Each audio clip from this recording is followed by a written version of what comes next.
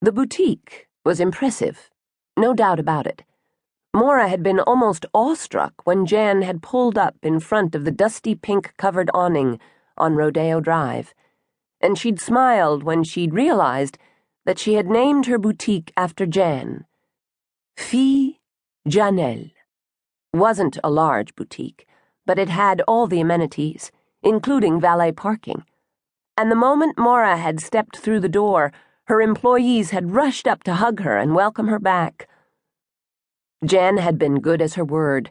There had been no questions about her lost memory, although Maura could tell that Sylvia, her stylish, middle-aged boutique manager, was dying to ask what she remembered and what she didn't. Jan must have been very firm in her instructions to the staff, because the only question Sylvia had asked was whether she felt strong enough to take a tour through the boutique. Sylvia had reintroduced Maura to Heather, a young, blonde UCLA student who was one of their best saleswomen. She'd told Maura that Heather and Bonnie, a dark-haired senior at Cal Arts, had been very successful in bringing the younger crowd to Fille Janelle.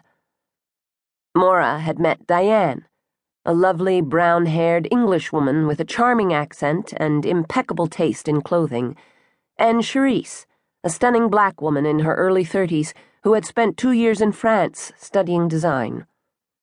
Maura was pleased that her employees seemed to love the boutique, and from their warm smiles and genuine concern for her, she was convinced that she'd been a good boss. "And this is one of your most successful designs." Sylvia pulled an outfit from the glass closets that lined the walls of the small shop and turned to Maura with a smile. Maura was surprised as she examined the outfit. Loose-fitting pants made of boldly printed cotton, with a bib that was attached like overalls. It reminded her of something, but she couldn't quite remember what. "Sylvia?" Maura was puzzled as she turned to her manager. "Do you know when I designed this outfit?" "Last year. You were going through some of Jan's old baby clothes and you—" "Rompers!" Maura gave a delighted smile. "Jan used to have rompers just like this, and when I remembered how she loved them, I decided to dress them up a little, make them more feminine, and do them in adult sizes." "They're one of your hottest items, Mom, and they still look good on me." Jan was smiling as she took the rompers and held them up to show her mother how they'd look on her. "They're really popular with the college crowd. Heather and Bonnie wore theirs on campus, and all the girls asked where they could buy them." Sylvia nodded. "They were so popular with the college girls, we couldn't keep up with the demand. When they came in, we gave them a swatch book and asked them to choose the fabric they wanted. The girls really liked the idea of having something made especially for them." "We put their names on a waiting list," Heather continued the story, "and then Bonnie came up with the idea of personalizing their rompers." Maura turned to Bonnie with a smile. "How did we accomplish that?" Bonnie pointed to the front of the bib. "See this patch? It's made of washable suede, and we embroidered it with the girls' initials, right here in the shop. The girls really loved ordering something that was monogrammed." "That was a very good idea."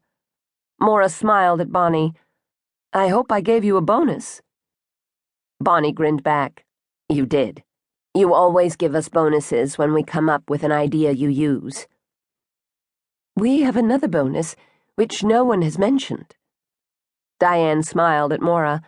"You choose the particular outfits that will look best on us, and give them to us for our personal use." Charisse nodded. "It's a great perk, and it makes sense. My whole closet is filled with your clothes, and every time I wear a new outfit, people ask me where I bought it. That's one of the ways Fille Janelle attracts new customers. You're a very smart businesswoman, Mrs. Bennett." Maura smiled at the compliment, but she made a mental note. Charisse had called her Mrs. Bennett, not Mrs. Thomas. Did that mean that she didn't use her married name at work?